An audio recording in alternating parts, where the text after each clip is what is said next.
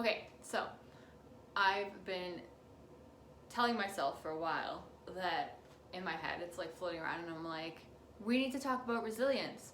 And then I was like, realized how much it was becoming a should. And like, I should tape, but I should wait for the furnace to stop. So it just stopped. That was great. And then I was wondering, because I realized that the shoulds and the resilience are kind of actually tied together.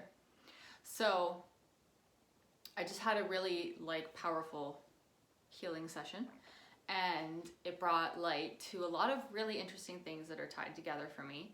So we can talk about that one time, but maybe not quite yet, because I might want to make a little bit more sense out of it first. However, now I'm on a should tangent. So let's talk about shoulds and how they relate to your story. Because have you ever realized how much time you spend talking about shoulds? I should do my hair before I make a video. It's a staticky mess. I should dress a little bit nicer. I should have a script written. I don't know. There's lots of shoulds that could hold me back from doing what I'm doing right now. And if I didn't do it and I just sat in my chair, then it would be, I should have made this, I should have done this, I should take some pictures, I should be doing something more productive, I should be writing emails, I should be business planning, I have no idea. I can't even tell you how many shoulds there are.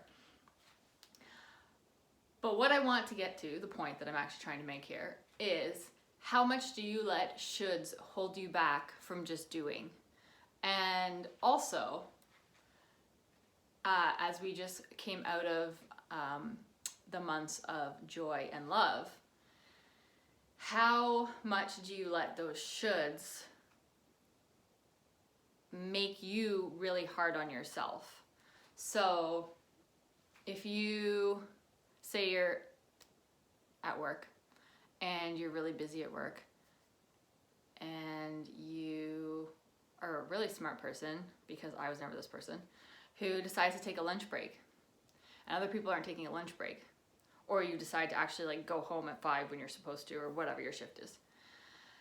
And so you're sitting there at your lunch break and all you're thinking is, I should go back to work. I shouldn't be sitting eating. I shouldn't this, I shouldn't that. Why shouldn't you? Can I ask you that question? Why shouldn't you do things that are supportive to you? And also, you've taken the lunch break, so what's the point in beating yourself up about it? Why don't you just enjoy it for the time being and then go back to work? Why do we feel this constant need to beat ourselves up and self-sabotage ourselves constantly about everything that we're doing?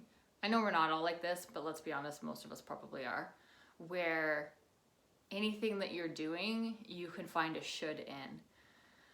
So as opposed to us all just enjoying the moment and getting the most out of the moment and living in it, we are constantly finding shoulds of things that we should be doing instead. I can't not say it.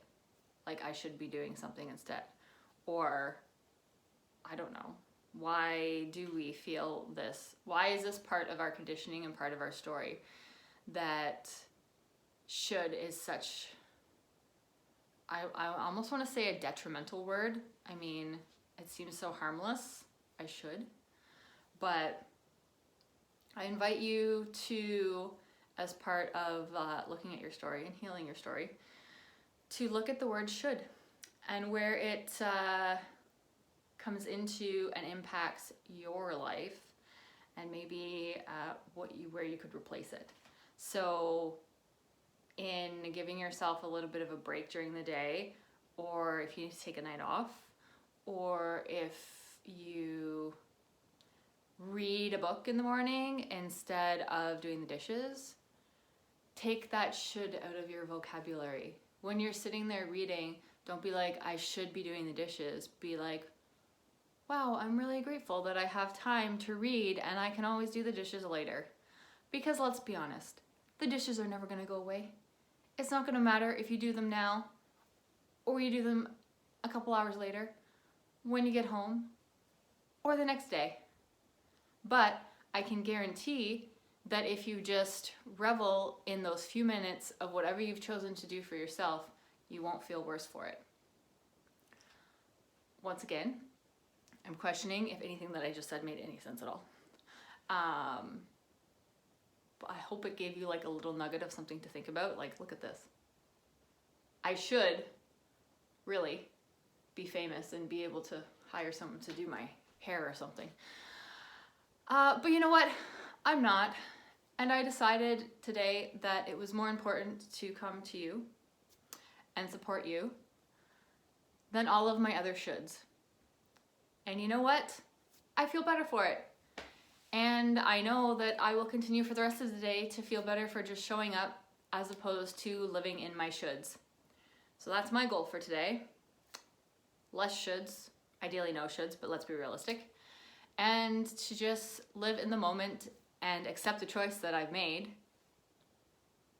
and let the shoulds just float away. I hope you can let your shoulds just float away. Maybe next time we'll actually talk about resilience, since that was the point. And I mean, you know what? Getting rid of your shoulds is a sign of your resilience. Because how much of your life have you spent shoulding? And you're here. You've made it. Congratulations to you for being here. And I hope you have a lovely day. I hope you enjoy it. Well, it's sunny here, so I hope that sun carries through to you, brings a little bit of warmth and brightness to your heart. And have a lovely day, evening, whatever it is for you. Goodbye.